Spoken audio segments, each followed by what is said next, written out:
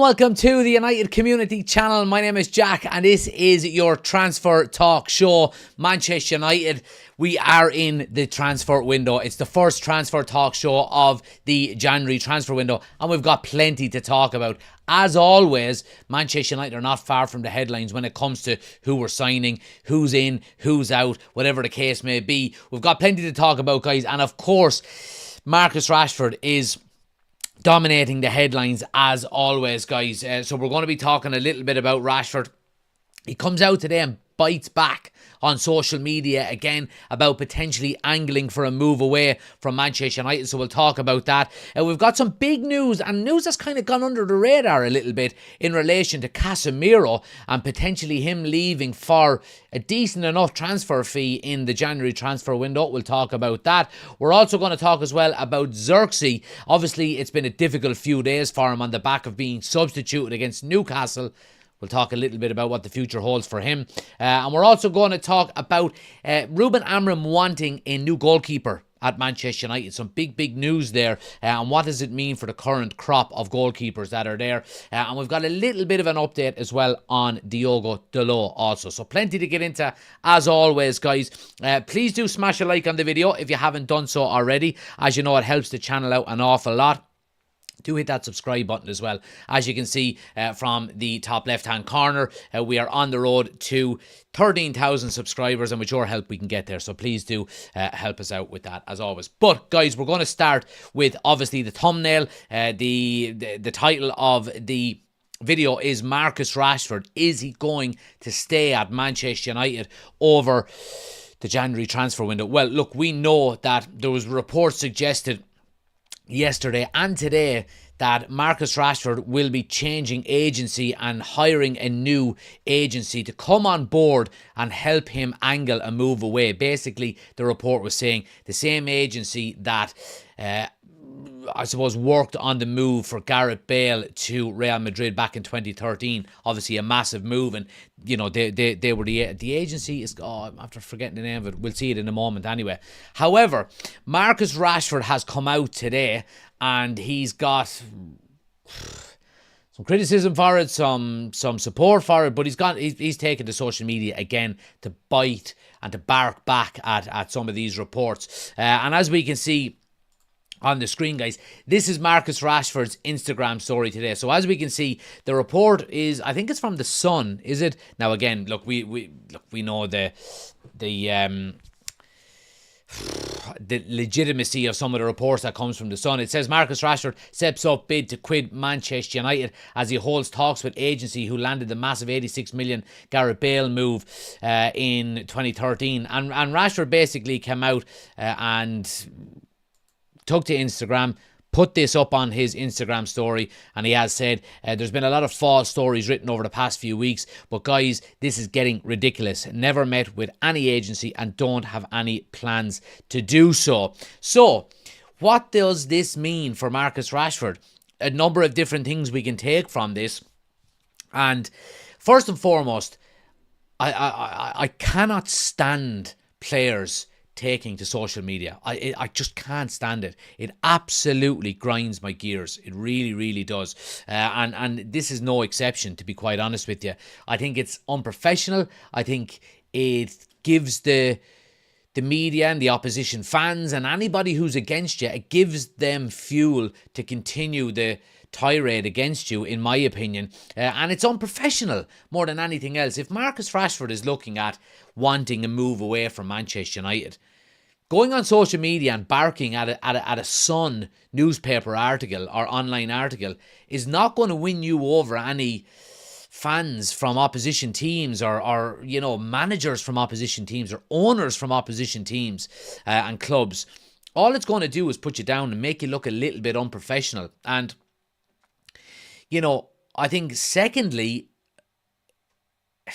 it just added an unwanted attention onto Manchester United, onto Marcus Rashford, onto Ruben Amorim, you know, and onto the circus that is Manchester United at the moment. I just don't think it helps. Now, when we look at what he says here, I don't have any plans to meet with an agency. A lot of people are talking about, does this mean that Marcus Rashford is not going to leave Manchester United in the January transfer window? And look, I mean, I've said it on multiple occasions, that I think it's probably best that he does move on as soon as possible. He came out and done the interview and said that, he thinks it's time for a new challenge, and that's fair enough. You can understand that, and he's well within his rights to say that. However, I go back to what I've said previously. I don't think Marcus Rashford leaving Manchester United is going to be easy. I really, really don't. Unless he takes a massive pay cut or he goes somewhere like Saudi Arabia, I don't see it as being an easy fix for Manchester United and an easy fix for Marcus Rashford. I just don't see it, to be honest with you. If Marcus Rashford is to leave Manchester United, there's going to have to be some big money involved. There really, really is. There's going to have to be some big money involved. And I don't see a club in the top 5 leagues in Europe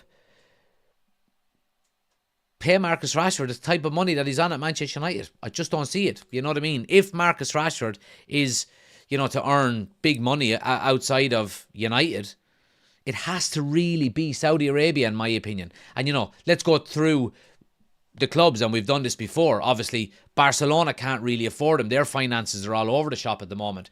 When you talk about Real Madrid, they don't need him. PSG have distanced themselves over the last maybe 6 months. You could talk about somewhere like Italy, Juventus. Juventus won't give him anywhere close to 300 grand a week that he's getting at Manchester United. There has been, potential talks around, would Napoli maybe do a swap deal for Victor Osimhen, where, we get Victor Osimhen, they get Marcus Rashford.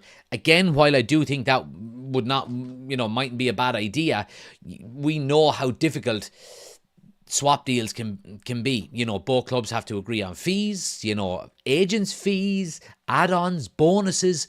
And then you've got to come to, the realization that both players want to have to agree to go in opposite directions, and they've got to agree, wages and bonuses. It's just it's very, very difficult to get swap deals done. So I mean, for me, I think it's Marcus Rashford to Saudi Arabia. And some reports have suggested that today. And look, I mean, I don't see how Marcus Rashford goes to Saudi Arabia at 27. I really, really don't, to be quite honest with you. I think it would be him kind of giving up on his career, to be honest. And look, I've said it numerous occasions. I think Marcus Rashford is a fantastic footballer, and I think there is a great footballer there, and there's a high probability that he leaves Manchester United and does really, really well somewhere else, where there's maybe a little bit less pressure, where there's this, not the scrutiny of being the local player and so on and so forth. So it's going to be interesting to see how the Rashford circus develops over the next few weeks. Let's see what you guys are saying in the chat here. Jock says, just so disappointed in Ineos. Bunch of fakes, if you ask me. First 12 months, disaster, and you think our manager deserves so much better. You could be one great if he had a real squad. Now, let me talk a little bit, and it's a good point from Jock, because there's a lot of people talking about Ineos and, maybe the some negativity around him. What's the hurry, lads? What's the hurry? So, look, when Ineos came in, obviously it was announced on Christmas Eve last year, so we're just over 12 months since they've been in the door. The first 6 months was a strategic review, so they weren't doing anything in January, and I think that was the right thing to do, in my opinion. Assess all the situations, and they were getting the structure behind the scenes right, with directors of football, technical directors, so on and so forth. And while the Dan Ashworth thing didn't work out, I think they've done really well behind the scenes in terms of putting the right people in right areas. We've had one transfer window under Ineos, okay? Now, you could say that it was a mistake to keep Erik ten Hag. However, I think winning the FA Cup probably gave him probably was the saving grace that kept him in the job for as long as it did. And I think maybe they made a mistake in relation to openly scouting other managers over the summer. I think that was a mistake and a little bit disrespectful to Erik ten Hag. However, the transfer window and the signings we made have been really good. De Ligt, Mazraoui, Ugarte and Yaro have all been really good signings. The only one is Joshua Zirkzee that has question marks over him. And of course, we'll talk about him in a few minutes. So, I'm not going to be too quick to start a witch hunt against Ineos when they've literally been the structure that's there. Wilcox, Barada, whoever else is involved has literally been there 6 months. That's all. That's literally all it's been, 6 months. And I know there's a lot of negativity about, cost-cutting measures and so on and so forth. And while I don't agree with an awful lot of that, Manchester United has overspent massively in all departments for the last 15, 20 years under the Glazers. It's been mismanaged, misrun. And, Jim Radcliffe coming in and streamlining it and trying to get expenditure to a minimum is what any new owner would do when money is leaking out of the club left, right and centre. So, look, I'm not going to be in too much of a hurry to start a witch hunt against Ineos. They've been in 6 months. Well, Ineos have been in 12 months, but, when you think about it, we didn't get Wilcox until the start of the summer. Barada was April. Dan Ashworth didn't come until the July, so, they've been there 5 months, 6 months, it'll take time. Dylan, appreciate the super chat, my man. Thanks for the support as always. Jack, would you think Amram is in danger if Rashford doesn't leave? No, I don't think so. I don't think Rashford staying or going has any implications on Ruben Amram. I think Ruben Amram has set out his stall and set out his ideas and what he wants to implement over the next 18 months to 2 years. And he's going to get the time to do it, in my opinion. D says, if we're up to me, Rashford, if it were up to me, if not leaving in January, wouldn't see the pitch in the United shirt again. But unfortunately, it's not. It's the donut that he is. Why would Amram be in danger if Rashford didn't leave? Finn says Rashford could be in danger if he doesn't leave. Well, that's a good point as well. When you look at it from the other side, Rashford is trying to, I suppose, maintain the outlook that clubs have on him, and he's going to want to keep his form, and he's after finding himself out of 4 squads in the last 5 weeks or 4 squads in the last 5 games. So is he going to want to go through another 5 or 6 months of that, when all it's going to do is maybe dampen the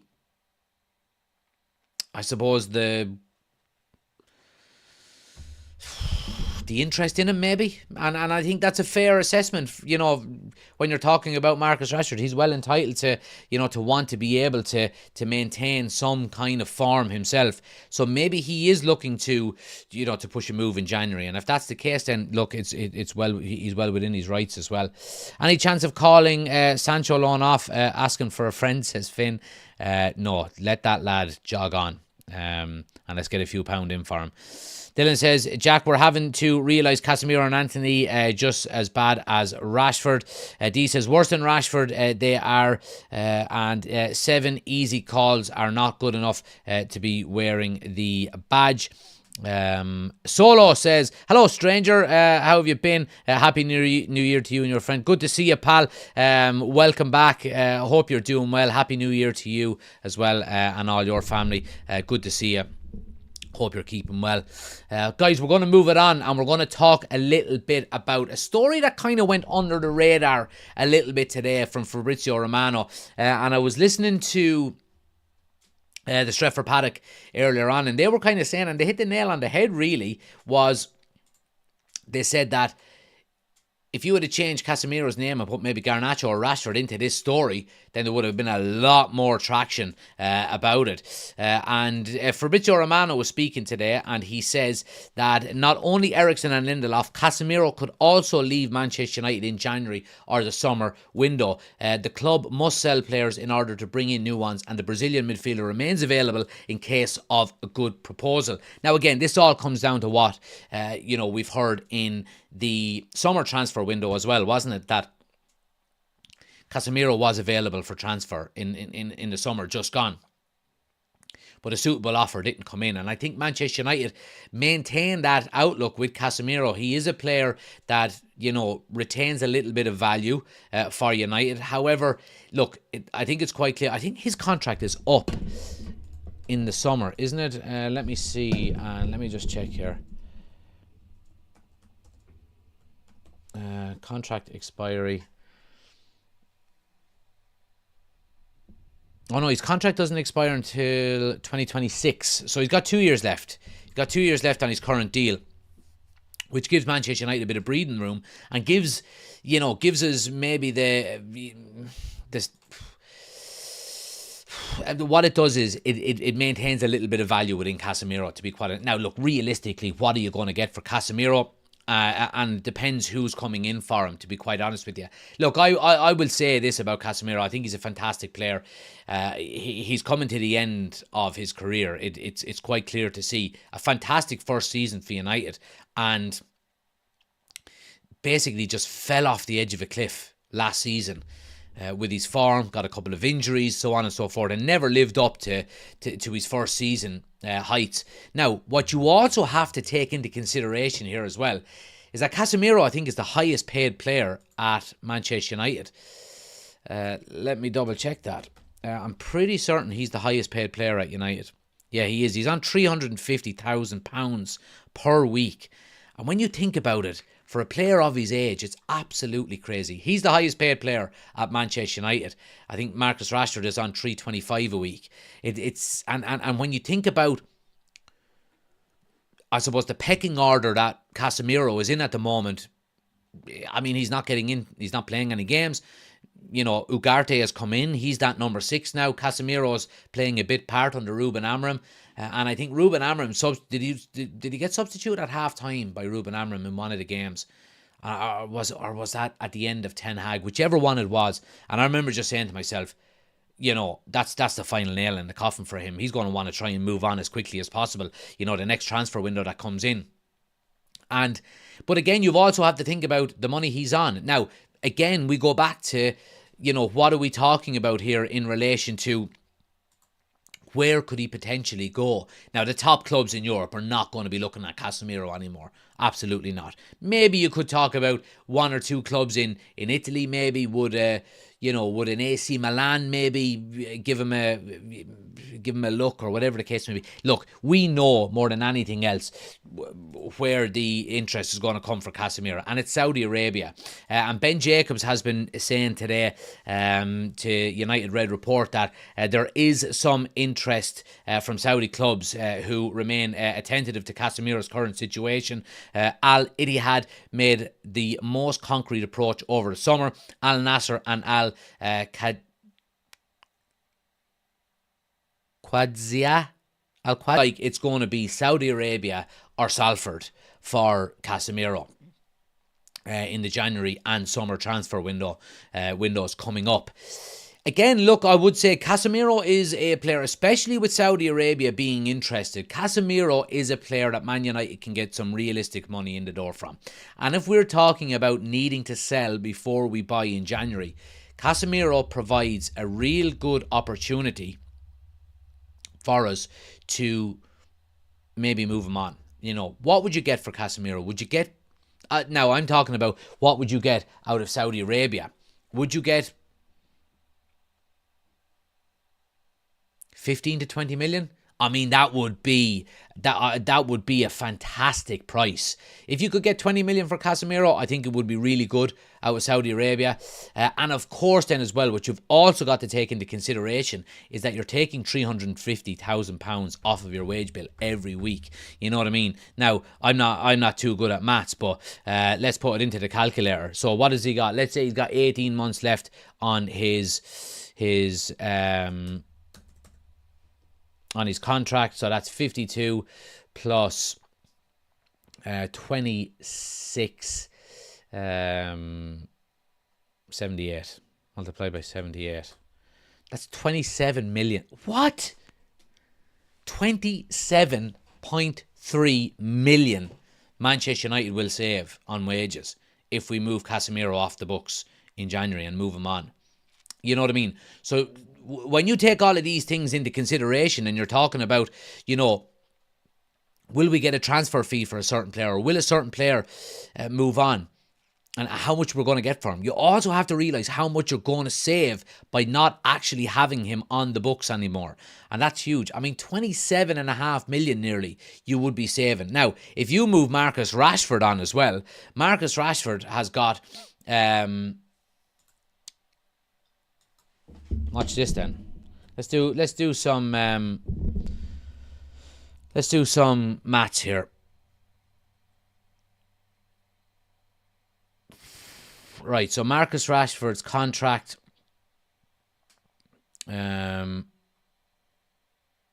he's contracted until 2028, okay? So that's 3.5 years, okay? So, let's clear the decks here. 3.5 years, so 52 multiplied by 3.5, 182 weeks, multiplied by 325,000 euro. That's 59 million. So 59 million plus 27 million. I just had a 27. So 59 plus 27, you're talking about 86 million euro you would save if you got Marcus Rashford and Casemiro off the books rather than let them see out their contracts. So Casemiro's got 18 months, 27 million you would save, and then Marcus Rashford you would save 59 million if you sold him in January, and and that would be obviously hypothetically if he didn't carry on and see out his contract. It's huge money. It's huge money, and it's money that I think Jim Radcliffe and Ineos and this strategic review that they've done, and what they want to be going forward, more sustainable financially. You're talking about getting an awful lot of money off the books, and it will free up an awful lot of money to bring in players then as well. So Casemiro is one to watch, guys, over the next few weeks. I wouldn't be surprised if interest comes in for him. I wouldn't be surprised if he says, if Saudi Arabia come in, let me speak to them. And I think Man United would be happy with that. He's obviously going to want to maintain as much of his salary as he possibly can if he is moving to Saudi Arabia. He's getting to that stage in his career as well, isn't he? He's got, Ronaldo is there, and there's a couple of ex teammates that are playing in Saudi Arabia as well. So I think it's not a bad move for him, and I think it's one that United should realistically be looking at. Now, what I also have to say about that then as well is if you move Casemiro on, probably going to have to replace him. I mean, if you take Ugarte out of the team, who automatically comes in? It is Casemiro. So we do have to weigh up the options here as well. Do you bring in a Toby Collier for the remainder of the season as your backup? I don't know if you do, to be honest with you. I wouldn't like to be put under pressure. Like, if you sell Casemiro and all of a sudden 3 weeks after he's gone, Ugarte gets an injury, all of a sudden then you're playing with Manu and Bruno as the 2 6s. No thanks. You know what I mean? So while Casemiro's legs may be lagging a little bit, you do have to weigh up these options as well, and they're options that Ineos and Manchester United have to make carefully and do it correct. Who we got in? Passat is there. Good to see you. Finn says, looking at Casemiro versus Newcastle, he either can't run or won't run. Either way, it's not good. David says, what's this about Osman in January? Any weight to that? Could bolster the front line, but seems really unlikely to me. So, look, I mean, there's no real concrete reports about it. There are links. Now, there's been links to Osman for a couple of years now at United. He's got a £63 million release clause. He's obviously on loan from Napoli at Galatasaray at the moment. And, I mean, I don't think Manchester United have 63 million to spend in January. We don't, unless we sell somebody. If we get Marcus Rashford off the books and get 40 million for him, or 50 million for him, then absolutely you can go and attack Osman. 100% you can. And I just mentioned as well, is there, a few moments ago, is there the opportunity maybe of going to Napoli and saying, do you like Marcus Rashford? You want Rashford?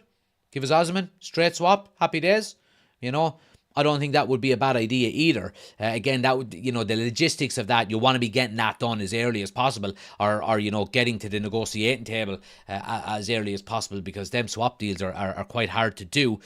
But I think Osman to Manchester United, I think a lot of it would be down to, obviously, first and foremost, is sales. We've got to sell players. And if Rashford is to leave, then you've got to replace him. And I think that would be the first stepping stone towards getting someone like Victor. Secondly, and we do have to take this into consideration as well, lads, we're fucking 14th in the league table. Does Victor Osimhen want to come and play for Man United, 14th in the league table? We're all Man United fans. Well, the majority of us here that are watching are Man United fans. We have to take that Man United cap off for a moment and go, is Victor Osimhen a Man United fan? Well, if he's not, why would he come to a club who's sitting 14th in the Premier League table? You know, when he could hold on until the summer and get a move to a Chelsea or a move to an Arsenal or a move to, Barcelona or you know what I mean? Whatever the case may be. You know, so just because Manchester United are interested in Osimhen doesn't mean Osimhen is interested in Manchester United either. So we do have to be realistic about it as well. But yeah, I mean, the links and the reports are there. Yeah, so we'll see over the next few weeks. David says, also, a Happy New Year to everyone in the United Community channel. Hoping for good things ahead for you all. Appreciate it, David. Yeah, and Happy New Year. I forgot to say it, guys. It's our first live of 2025. So I did have a video up today. Go watch it as well. It's about Joshua Zirkzee. But first live. So yeah, Happy New Year to everybody. I hope you have a fantastic 2025. And I hope Manchester United don't depress you too much. It's only football, so make sure you're looking after yourselves. 20 million be fantastic, says D. Dylan says, Jack, wasn't Saudi in for Casemiro in the summer? They were linked with him. Yeah, they were linked. No real bid came in for him. So yeah. D says, you have to amortize the cost of bringing him in across the length of his contract and then take what's left away from 20 mil, and anything left over is profit too. Let's see. Finn says, swap Rashford, Osimhen would be sexy business. I would love it, to be honest with you. It would be really good business. And you would be killing two birds with one stone, which is great. Jack, what do you think of Danny Olmo's situation? Could it be possible for us? Again, look, I was going to bring Olmo into this. Obviously, United have been linked with him. His registration with La Liga hasn't been ratified, and I think it's rolling on and rolling on. He may be available in the next few days, as soon as that, but I'm not sure. I didn't bring it in. There's no real concrete evidence suggesting Man United are going to make a move on him yet, and I think United or any other club that would be interested in him are probably waiting to see what way it pans out in Spain first with him and La Liga. Casemiro would be sad to see him go, but you can see the decline in his play over the last couple of seasons. Sad to see, says David. Dylan says, any story on Nuno Mendes? Nope. Finn says, if Osimhen was smart, he'd stay away. D says, wouldn't take him at all, Dylan. He's had more injuries than hot dinners. I think Amram having sold Mendes to PSG could help us, but we can't afford him right now. Yeah, again, look, there's going to be a lot of movement around left wing backs and left backs over the course of the transfer window, so we'll keep a close eye on it, as always, guys. Right, I want to talk a little bit about Joshua Zirkzee, guys. Couple of different reports coming out today in relation to Zirkzee, and obviously, it was a difficult moment for him against Newcastle, being substituted after 30 minutes. And reports are coming out suggesting that, there's a lot of polarising reports. Some saying that he wants to fight for his Manchester United future, as there is interest from Serie A. And other reports then are suggesting that Joshua Zirkzee has decided he wants to leave Manchester United sooner rather than later. Juventus and Bologna are ready to make offers. So, look, I mean, when it comes to Zirkzee, I've done a video on him today, so go check it out after this if you haven't already done so, and hit the like button and comment underneath, all of that good stuff. Get the algorithm going. I think Joshua Zirkzee stays minimum till the end of the season, to be quite honest with you, and I hope he does. And my reasons for it are, he's a young kid that's coming into a very difficult league and a club that's in absolute turmoil. He's never going to hit the ground running. Never. You know what I mean? I think he should stay till the end of the season. He should be given more time. He should be given more opportunities. And let's see what he can do between now and the end of the season. And if he continues to play the way he's been playing over the last few weeks and so on and so forth, then you can say, okay, maybe it's time to look for some suitors there. But I think as it stands, look, it hasn't been a good start. He scored 4 goals in 27 appearances. It's not good enough. It really isn't. And I think he falls into that category of, especially the way Ruben Amorim plays. He's not a number 9, so Højlund is ahead of him. And he doesn't really do well playing in that number 10 as we seen the other night. So he's kind of a little bit in between. He's a mismatch to what Ruben Amorim is trying to implement into this Manchester United squad. And I think for that reason, I think he is probably going to struggle. However, I do think we give him till the end of the season and see how he gets on. I mean, you had players coming in at 21, 22 years of age at the peak of Manchester United's powers in the 2000s that needed time to settle. You know what I mean? And I think he deserves a full season, at least. I really do. I don't think we should be looking at moving him on in January. The only real reason why I would say moving Zirkzee on would be beneficial to United is if we can reclaim as much of the fee as possible, and again, I mean, if you're going out and signing a striker in January, which a lot of the reports are suggesting Man United are going to try and do, I mean, where's Joshua Zirkzee going to fit in after that? You know what I mean? Is he going to say to himself, I'm now third choice behind Osman, Højlund, and then me, you know what I mean? So a lot of business is going to have to get done, I think, before a decision is made on Joshua Zirkzee. I think if another striker comes in January, then I think we could potentially see him, and you wouldn't know, it could go out on loan. He could go on loan for a year or for the next 6 months and come back next season, and we'll see how he gets on then. That may be a viable option for him. However, I don't think, and as well, by the way, and I mentioned it in the video about him today, I think the booing and cheering that was done at Old Trafford when he was substituted was atrocious. Manchester United don't do that to their players, and yeah, I think it was really poor and I understand why. Don't get me wrong, I understand why, and I'm not trying to please anyone here. I understand why the fan base in Old Trafford on, what day was it? Tuesday? Monday? Whatever day it was. I understand why they done it, because they were really, really frustrated. He was playing really poorly.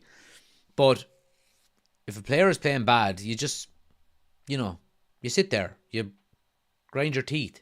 You give out to maybe the person you're at the game with. You don't stand up and boo, or cheer when he gets substituted. It's just not. It's not a good look. And it happens. Someone in the live chat for the watch along, a Liverpool fan said, "Oh, it's disgraceful. We've never done that." And within 10 seconds, I could recall Liverpool fans doing it when Lucas got substituted a few years back. So it happens. Doesn't mean it's right, but it does happen. So yeah, look, I mean, with Joshua Zirkzee, I think maybe it's time. Or not time, but I think maybe he should be given some time, and he should be allowed maybe get to the end of the season. And again, look, we have to be realistic here as well, guys. We can't just get rid of everybody without. We're not going to be, if we sell 6 players in January, we won't be able to buy 6 players. You know what I mean? So we've got to be realistic about this as well. You can't just be getting rid of players. And then all of a sudden we've got no depth in our squad and a couple of injuries, we're in serious trouble, So we've got to be realistic about this as well. Yeah. So, but anyway, look, moving it on. Let's see what you're saying about Zirkzee here, actually.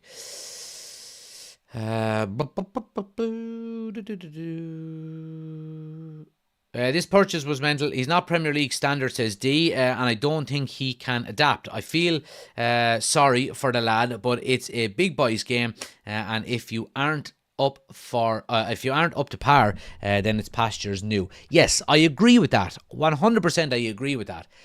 But he's been here for 5 months. You know what I mean? Yeah, I think he deserves at least a season. I honestly do. Dylan says, Zirkzee needs time, in my opinion. Onana was shit last season, been one of our better players this year. Yeah, that's a good point as well. Who's this Uber Rammer? Yeah, sorry, I got tongue-tied there. Finn says, hate to not give someone a fair chance, but we really have time. But do we really have time to take chances anymore? I understand. Yeah, I understand. It is a valid point as well. But I think with Zirkzee, I just look. I mean, I just think it would be very, very harsh for us to. Oh, that's the wrong one. Sorry. I think it would be very, very harsh for us to get rid of Zirkzee after 5 months. I just think it would. I honestly do. Do you think we can get Victor Gyökeres? Says Pizzat. I mean, look, that's another option as well. Absolutely, it is. And I think, given the slight downturn that Sporting Lisbon have had as well since Ruben Amorim left, I think maybe plays into Manchester United's favour. However, I think it's more realistic that a striker like that. To be honest with you, between now and the end of August, I want to see either Osman or Gyökeres play for Manchester United or holding up the jersey. You know what I mean? We need one of them. So if the option is there to go and buy them in January, then go and buy them in January. That's what I would say. But it remains to be seen what happens. David says, I think with Zirkzee, it's a confidence thing. I agree with you, David. He looks like a player that thrives on confidence, like half the squad. He scored 2 goals against Everton just a few weeks ago and looked decent. Maybe he gets motoring when the team does. Hated the booing. Yes, and I think as well, excuse me, what we've got to be realistic about here as well, and Ruben Amorim mentioned it in his press conference the other night after the game against Newcastle. He said, look, when I first came in, we the schedule wasn't as hectic. Obviously the Christmas period is very busy. And he said, we've seen some good performances because I was able to get some training sessions in and I was able to improve and implement my plans. He said, since then, since the busy period has come on, I haven't been able to get on the training pitch as much. And we've seen a downturn in performances. And it's quite a valid point, to be honest with you, when you've got a new manager coming in like that. So I think over the next few weeks, once the schedule kind of quietens down a little bit, we're probably going to go out of the FA Cup. But like when you look at it, we've got Liverpool on the weekend. We've got a full week then before the next game against Arsenal. Now, the issue is the Premier League is taking a break after this weekend for a week. So there won't be a Premier League game for 2 weeks. However, what happens then is they make up for that by playing a midweek game the following week. So we've got Arsenal, Liverpool, and then we've got Southampton. I think from the Arsenal game, I think we've got 5 games in 2 weeks or 4 games in 2 weeks. You know what I mean? Between 2 Premier League games, and then we've got, I think, Rangers in the Europa League then as well, and so on and so forth. So, the little periods that you've got now, so this week, for example, he's got a full week on the training pitch before Liverpool. Next week, he's going to have a full week on the training pitch before Arsenal. And then I think he's got a full week then before Southampton. I think it's Southampton and then Brighton midweek the following week. So he's got 3 full weeks on the training pitch, which is good. And you would hope that you'll see a bit of an upturn after that. It can only be a positive thing, to be honest with you. That lot absolutely buried Karius, who was only a young lad at the time too. That's right, in the Champions League, absolutely. Rashford staying is another nail in the United coffin. Well, look, we discussed it earlier on. I don't necessarily think it means he is staying. But yeah, I mean, I think it's best for everybody that he goes.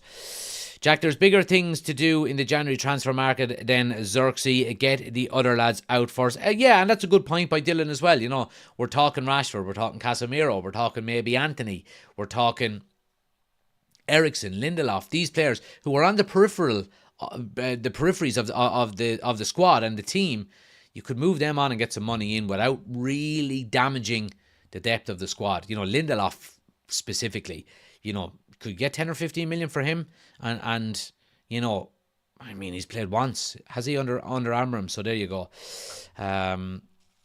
yeah. So anyway, guys, look. Finally, then, again, this is something we talked about a couple of months ago, and it's kind of sprung up a little bit again. Again, I don't really have too much belief in it, to be quite honest with you. And I think, I don't see it as being too much of a story. But reports today again are suggesting that Real Madrid are plotting a £50 million bid in January for Dalot to fill their right back position, as uncertainty over Trent Alexander-Arnold's intentions persists. Now look, this is coming off the back of seeing Real Madrid approach Liverpool yesterday for Trent, and Liverpool just went, no way, get away. So I think this is just filler, to be quite honest with you. It's an opportunity for a paper, an outlet, whatever the case may be, to run a story about Dalot potentially being going to Real Madrid. Now, again, we don't know what Trent Alexander-Arnold is going to do at Liverpool.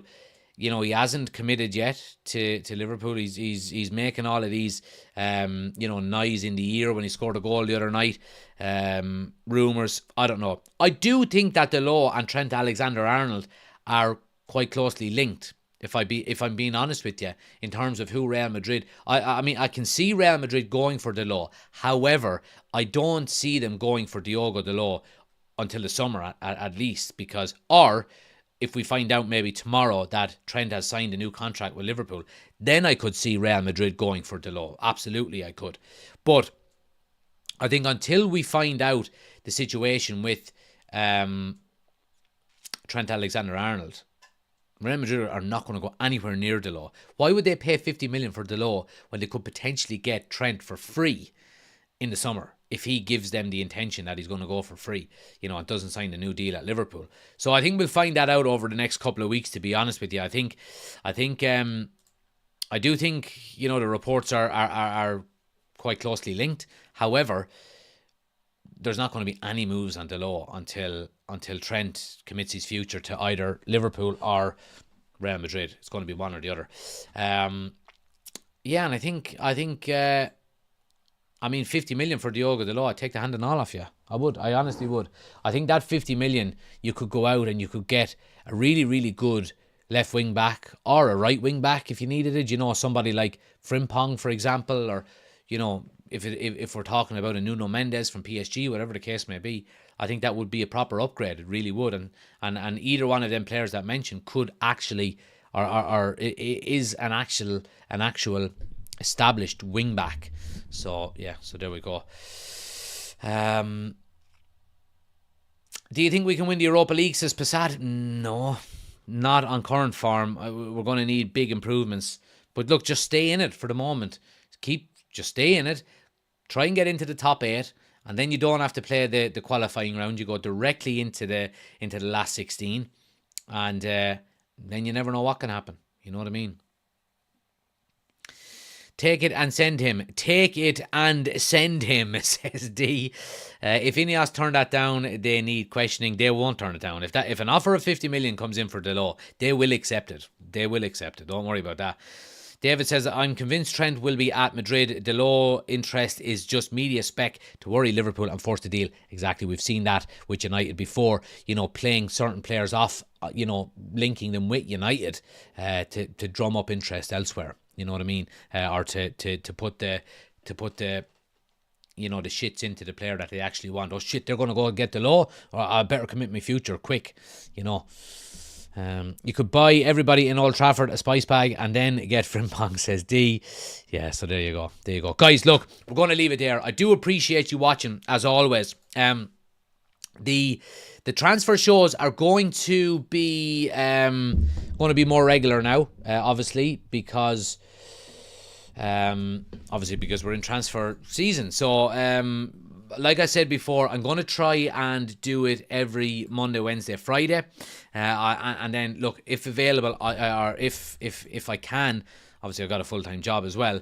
Then I will stop that there now. Then I will look at doing maybe a quick news show in the morning. It'll be a pre-record. I'll just do a quick news. I used to do them in the summer where, you know, I get out the microphone and do a quick news show in the morning with some updates. So I might maybe do that on the Tuesdays and Thursdays, because I won't be able to do a live on the Tuesdays and Thursdays, obviously because I got training myself. And we'll try maybe do the odd late night show as well. But other than that, guys, these are going to be regular Monday, Wednesday, Friday. So absolutely we'll be back on Friday with another one. You will see me before then. Like I said, turn on notifications if you haven't done so already. If we do upload a news show in the morning, a paper talk or whatever it is, you get notified straight away. So just turn on notifications, you get notified to your phone, and then rock and roll. You can hit like, and go check out the Joshua Zirkzee video as well, guys. It was uploaded today. Go check it out. Let me know your thoughts in the comment section underneath as well. Thanks for watching. Have a great evening, and I will catch you whenever. Enjoy yourselves. Good luck.